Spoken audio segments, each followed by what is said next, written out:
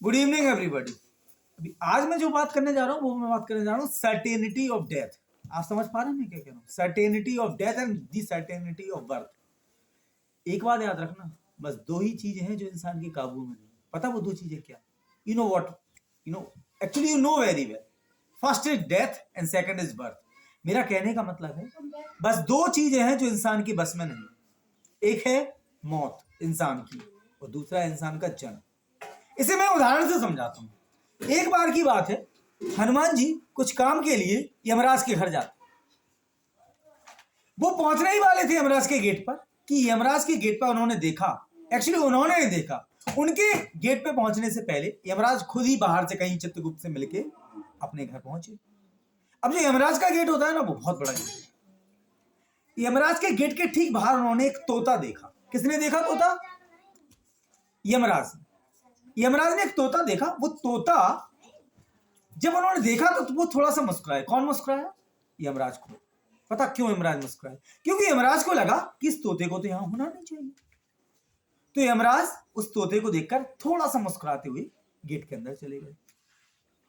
कुछ समय के बाद हनुमान जी पहुंचे। क्योंकि हनुमान जी को उस दिन यमराज से कुछ मीटिंग करनी थी, कुछ मिलना था।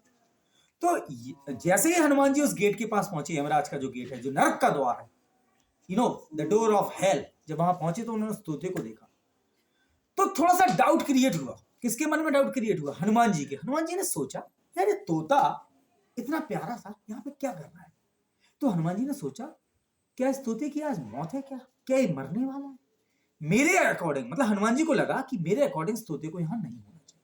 तो हनुमान जी ने अपनी जादुई ताकत से, जैसा कि आपको पता है उनके पास बहुत सारी ताकत थी, बहुत सारी पावर थी, उन्होंने अपने पावर से ऐसी चुटकी बजाई और वो तोता वहां से सीधा हजारों मील की दूरी पर एक बहुत ऊंचे पर्वत पर जाके बैठ जाता है। आप इमेजिन कर रहे हैं मैं क्या कह रहा हूं?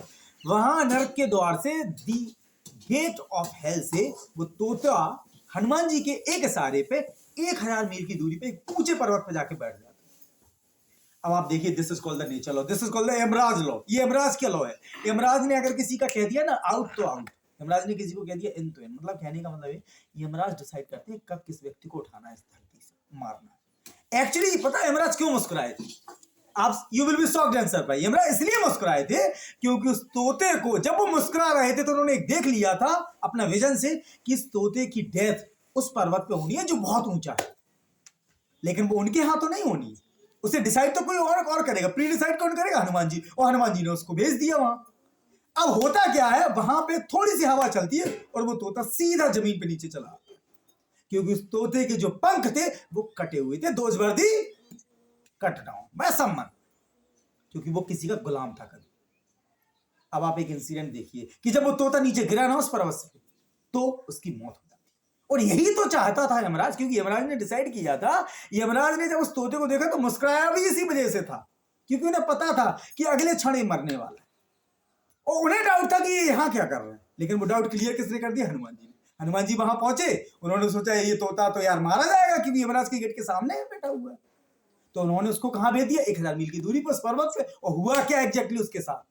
क्योंकि that was the date of its death, क्योंकि वो दिन, वो समय उस तोते की मौत का आखिरी वक्त था। और वैसा कौन करवाता है? नेचर करवाती है। वैसा गॉड खुद करवाते हैं, वैसा यमराज खुद ही करवाते हैं। यमराज ने हनुमान जी को पता नहीं क्यों बुलवाया, पता नहीं, मुझे उस समय फोन चलते होंगे तो फोन किया होगा, फोन पे वो आ गए होंगे इतनी जल्दी, वो एक इशारे पे वो तोता मारा है। तो इससे आपको पता क्या सीख मिलती है?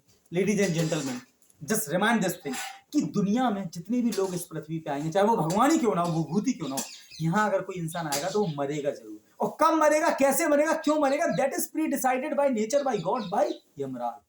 वो चीजें निश्चित हैं। जैसे एक इशारे पे वो तोता वहां पहुंच गया, उसी एक इशारे पे यमराज के, चाहे मैं हूं, चाहे आप हो, दुनिया का कोई भी इंसान हो, उसकी मौत झटके में हो सकती है, किसी भी तरीके से हो सकती है। Please keep watching, keep learning, keep changing, and remind this thing: death is uncertain, as well as certain, as well as fixed, as well as pre-decided. जो मौत होती है वो सर्टेन भी हो सकती है, अनसर्टेन भी हो सकती है, अनप्रेडिक्टेबल हो सकती है, अनऑर्थोडॉक्स हो सकती है। और याद रखो, मौत निश्चित होगी। Whosoever has come on this planet, he has to die, she has to die. Remember this thing: one day we have to go into the grave. एक दिन हमें कब्र में सो जाना है। Thank you very much. Keep learning, keep changing, keep your doing best.